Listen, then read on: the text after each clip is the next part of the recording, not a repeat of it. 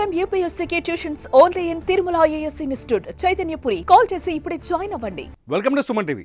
టాలీవుడ్ని drugs case ఎలాగైతే కుదిపేసిందో ఇప్పుడు బెట్టింగ్ యాప్స్ కేసు కూడా అలాగే కుదిపేస్తుంది. వరుసగా టాలీవుడ్లో ఇప్పుడు ఏదైతే పోలీసులు బెట్టింగ్ యాప్స్ పైన కేసు నమోదు చేస్తున్నారో వాళ్ళంతా టాలీవుడ్ సెలబ్రిటీస్ వరకు కనిపిస్తారు. తాజాగా cinema hero super star hero రానా దగ్గుబాటి అట్లాగే ప్రకాష్ రాజ్ పైన కూడా మియాపూర్ పోలీసులు కేసు నమోదు చేశారు. దీంతో ఒక్కసారిగా బెట్టింగ్ యాప్స్ కేసు ఒక పెద్ద బిగ్ టర్న్ తీసుకున్నట్టుగా కనిపిస్తోంది.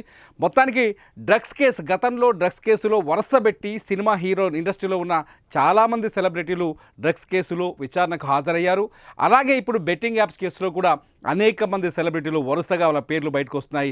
రానా దగ్గుబాటి కావచ్చు, ప్రకాష్ రాజ్ కావచ్చు, లేకపోతే శ్రీముఖి కావచ్చు, లేకపోతే చాలామంది సెలబ్రిటీ ఎవరైతే ఇన్ఫ్లుయెన్సర్లుగా ఎక్కువ మంది ఉన్నారో వీళ్ళంతా ఇప్పుడు తెరపై కనిపిస్తున్నారు. వీళ్ళంతా విజయ్ దేవరకొండ, తెలంగాణలో విజయ్ దేవరకొండ చాలా ఫేమస్, తెలంగాణ సినిమా ఇండస్ట్రీ వరకు ఒక సెన్సేషన్.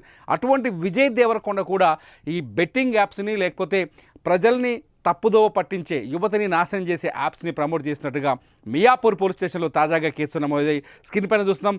మంచు లక్ష్మి ఫోటో కూడా కనిపిస్తుంది. మంచు లక్ష్మి పేరు పైన కూడా బెట్టింగ్ యాప్స్ కేసులో నమోదైనట్టు కలుస్తుంది. విష్ణుప్రియ, మంచు లక్ష్మి, విజయ్ దేవరకొండ, ప్రకాష్ రాజ్, అలాగే రానా దగ్గుబాటి వీళ్ళందరూ ఇందులో కొంతమంది గతంలో డ్రగ్స్ కేసులో కూడా పోలీసుల ముందు, నార్కోటిక్స్ ముందు హాజరైన వాళ్ళు ఉన్నారు. వీళ్ళపైన ముంబైలో, హైదరాబాద్లో డ్రగ్స్ కేసు ఉండే, అయితే దాన్ని ఎటువంటి ఆధారాలు లేవని చెప్పేసి కోర్టు ఆ కేసును కొట్టేసింది. ఆ తర్వాత అదే స్థాయిలో సెన్సేషన్ సృష్టిస్తోంది ఇప్పుడు betting apps case. Betting apps పైన ఎవరైతే ఆర్టీసీ చైర్మన్గా ఉన్నారో ఆయన సజ్జనార్ ఈ బెట్టింగ్ యాప్స్ పైన వరుసగా కొంత ప్రమోట్ చేస్తున్నారు. బెట్టింగ్ యాప్స్ని నిషేధించాలి, ఎవరైతే సెలబ్రిటీలు బెట్టింగ్ యాప్స్ని ప్రమోట్ చేస్తున్నారో వాళ్ళు ఖచ్చితంగా బాధ్యత వహించాల్సిన అవసరం ఉంది, వాళ్ళపైన కేసులు పెట్టాలి. ప్రభుత్వాలు, రెండు తెలుగు రాష్ట్రాల ప్రభుత్వాలు బెట్టింగ్ యాప్స్ని నిషేధించాలంటూ ఆయన కొంత ఒక ఎజిటేషన్ మొదలుపెట్టారు, కొంత ప్రమోట్ చేస్తున్నారు ఈ అంశాన్ని. అలా వరుసగా మీడియాకి ఇంటర్వ్యూలు ఇస్తున్నారు. అట్లాగే ఎవరైతే బెట్టింగ్ యాప్స్కు వ్యతిరేకంగా ఉన్నారో ఇన్ఫ్లుయెన్సర్లు వాళ్ళ మద్దతు కూడా తీసుకుంటున్నారు. ఇప్పటికే కొంతమంది సినిమా సెలబ్రిటీలు బెట్టింగ్ యాప్స్ ప్రమాదం అంటూ కొన్ని వీడియోస్ రిలీజ్ చేశారు. కానీ సినిమా ఇండస్ట్రీ నుంచే ఇప్పుడు ఏకంగా సినిమా ఇండస్ట్రీ నుంచి ప్రకాష్ రాజ్ లాంటి, అంటే సమాజంలో ఏ చిన్న ఇన్సిడెంట్ జరిగినా ప్రకాష్ రాజ్ మీడియా ముందుకు వస్తాడు, లేకపోతే ట్విట్టర్లోకి వస్తాడు, లేకపోతే ఫేస్బుక్లోకి వస్తాడు, ఆ ప్రపంచానికి అంటే సమాజానికి నీతులు చెప్పే ప్రయత్నం చేస్తాడు. అటువంటి ప్రకాష్ రాజ్ కూడా ఇప్పుడు బెట్టింగ్ యాప్స్లో అడ్డంగా ఆయన పైన కేసు నమోదైంది, ఆయన కూడా బుక్ అయ్యాడు. దగ్గుబాటి రానా దగ్గుబాటి తెలుగు ఇండస్ట్రీలో ఒక పాపులర్ సినిమా ఫ్యామిలీకి సంబంధించిన వ్యక్తి. వాళ్ళకి సినిమా ఇండస్ట్రీలో తెరగని చరిత్ర ఉంది, వాళ్ళ తాతల కాలం నుంచి తరగని చరిత్ర ఉంది. అటువంటి చరిత్ర ఉన్న రానా దగ్గుబాటి కూడా బెట్టింగ్ యాప్స్ ప్రమోట్ చేస్తున్నట్టుగా పోలీసులు భావిస్తూ ఆయనపై కూడా మియాపూర్ పోలీసులు కేసు నమోదు చేశారు. ఇకపోతే విజయ్ దేవరకొండ తెలంగాణ ప్రాంతానికి చెందిన సినిమా నటుడు. విజయ్ దేవరకొండ ఒక సెన్సేషనల్ నటుడు.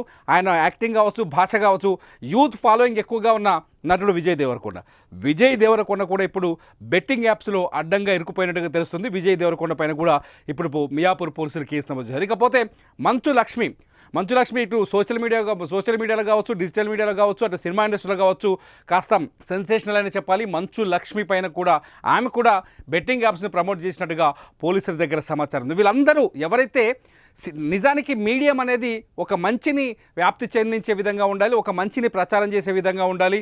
కానీ ఈ మీడియం ఇప్పుడు ఇటువంటి సినిమా స్టార్లు వీళ్ళంతా మంచి కోసం మాట్లాడాలి, కానీ వీళ్ళంతా యువతని నాశనం చేసే బెట్టింగ్ యాప్స్ని ప్రమోట్ చేశారు. బెట్టింగ్స్ వల్ల నిత్యం కనీసం 10 ఆత్మహత్యలు జరుగుతున్నాయి. వచ్చే మార్చి 22వ తారీఖు నుంచి ఐపీఎల్ ప్రారంభం కాబోతుంది. ఐపీఎల్లో మళ్ళీ బెట్టింగ్ యాప్స్ వేల కోట్లు దండుకోవడానికి రెడీ అవుతున్నాయి.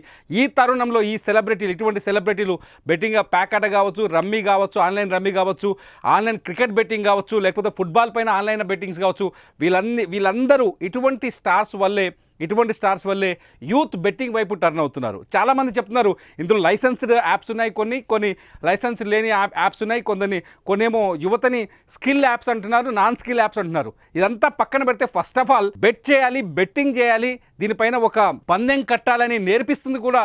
ఏ యాప్ అయినా పందెం కట్టాలని నేర్పిస్తుంది. ఈ పందెం అలవాటు చేయడం వల్ల యువత జీవితం నాశనం అయిపోతుంది. గ్రామీణ ప్రాంతాల్లో కడప, కర్నూలు, నిజామాబాద్, అట్లాగే కరీంనగర్ ఏరియాల్లో చాలా చోట్ల ఇటువంటి కేసులు వరుసగా మనకు కొత్తగూడెం ఇటువంటి ఏరియాలో రూరల్ ఏరియాలో కూడా ఇటువంటి బెట్టింగ్ యాప్స్ కేసులు అనేకం రిజిస్టర్ అవుతున్నాయి. బెట్టింగ్ యాప్స్ వల్ల కుటుంబాలు కోల్పోతున్నారు, ఆత్మహత్యలు చేసుకుంటున్నారు, ఫ్యామిలీలు ప్రాణాలు తీసుకున్న సందర్భాలు అనేకం ఉన్నాయి.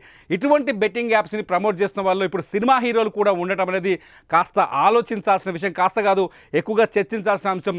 సినిమా హీరోల పైన కూడా ఇవాళ ఎఫ్ఐఆర్ నమోదు అవ్వడం, మియాపూర్ పోలీస్ స్టేషన్లో ఎఫ్ఐఆర్ నమోదు అవ్వడం చూస్తుంటే సినిమా ఇండస్ట్రీలో ఉండే మంచి నటులుగా మంచి ఫాలోవర్స్ ఉన్న నటులు కూడా వాళ్ళ ఫ్యాన్స్నే దారి మళ్లించి వాళ్ళ జీవితాన్ని నాశనం చేస్తున్నారా అనే ప్రశ్న ఇక్కడ ఉత్పన్నమవుతుంది.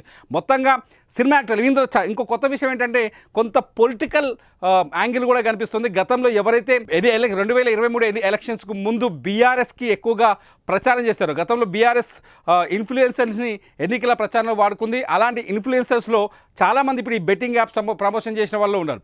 నిజానికి అంటే ఇక్కడ పొలిటికల్ కోణం ఇక్కడ ఏంటంటే బీఆర్ఎస్ ఎవరైతే ఇన్ఫ్లుయెన్సర్స్ ఉన్నారో వాళ్ళ చేత అప్పట్లో బీఆర్ఎస్ కోటేయమని చెప్పేసి వీళ్ళు ప్రచారం చేయించుకున్నారు. అలా ప్రచారం చేసిన వాళ్ళంతా బెట్టింగ్ యాప్స్ కూడా ప్రచారం చేశారు ఇక్కడ. సో వీళ్ళు కేవలం డబ్బు కోసం ఏదైనా చేస్తారు, డబ్బులు వస్తాయంటే ఎటువంటి ప్రమాదాన్నైనా ప్రమోట్ చేస్తారు, ఎటువంటి దుర్మార్గానైనా ప్రజలకు తీసుకెళ్లేందుకు వెనకాడరు అనే విషయం ఇక్కడ చాలా స్పష్టంగా అర్థమవుతుంది. ఇప్పుడు బెట్టింగ్ యాప్స్లో ఎవరైతే ఉన్నారో గతంలో ప్రకాష్ రాజ్ ఉన్నారు. ప్రకాష్ రాజ్ బీఆర్ఎస్కి అత్యంత దగ్గరగా ఉన్న వ్యక్తి. ఆ తర్వాత విజయ్ దేవరకొండ కూడా బీఆర్ఎస్కి దగ్గరగా ఉన్న వ్యక్తి. ఆయన కేటీఆర్ని రామన్న అని పిలిచేవాడు. అట్లాగే శ్రీముఖి కావచ్చు, లేకపోతే విష్ణుప్రియ కావచ్చు, లేకపోతే రీతు చౌదరి కావచ్చు, వీళ్ళందరూ గతంలో బీఆర్ఎస్ కూడా ఎన్నికల ప్రచారం చేసిన ఇన్ఫ్లుయెన్సర్లే. వాళ్ళందరూ ఇప్పుడు బెట్టింగ్ యాప్స్ని కూడా ప్రమోట్ చేస్తూ అడ్డంగా దొరికిపోయారు. మొత్తానికి బెట్టింగ్ యాప్స్ అంశం అనేది ఇప్పుడు గతంలో డ్రగ్స్ అంశం ఎలా అయితే సినిమా ఇండస్ట్రీని కుదిపేసిందో ఆ విధంగా ఇప్పుడు బెట్టింగ్ యాప్స్ అంశం కూడా సినిమా ఇండస్ట్రీని కుదిపేస్తుంది. ఇటువంటి సెలబ్రిటీలపైన కేసులు పెడతారా, నిజంగా వీళ్ళని జైళ్లకు పంపిస్తారా అనేది ఇప్పుడు సామాన్యుడు ప్రశ్నగా మారుతోంది.